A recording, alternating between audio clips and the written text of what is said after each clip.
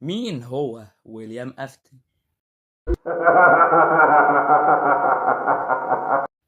النهاردة هنتكلم على أكبر شرير في عالم الألعاب. ويليام أفتن ظهر بأشكال كتير في السلسلة، وهنتكلم النهاردة على كل شكل وقصة كل شكل. مش هتعمق في القصة عشان ده فيديو شورت، بس قبل ما نبدأ حط لايك واشتراك.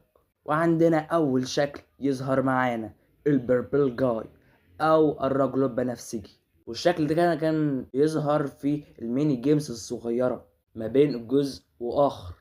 وإن ويليام أفتن ده عبارة عن راجل مريض نفسيا، وفكر إن هو يقتل 5 أطفال أو 6 على حسب كلام انتو ثابت، ولبس لبس السبرينج باني واستدرجهم إلى غرفة السيف روم.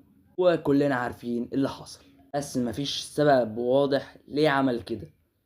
ده كان وهو بالشكل العادي، وكل ده لسه ما بدأناش إلا في البداية. وبعد حادثة بيبي وحادثة عضة ال83، ويليام بقى حالته أسوأ بكتير. بعد راح الفرع الجديد بتاع صاحبه هنري، راح وقتل 5 أطفال برضه. مش عارف ماله الراجل ده، مش بيهمل.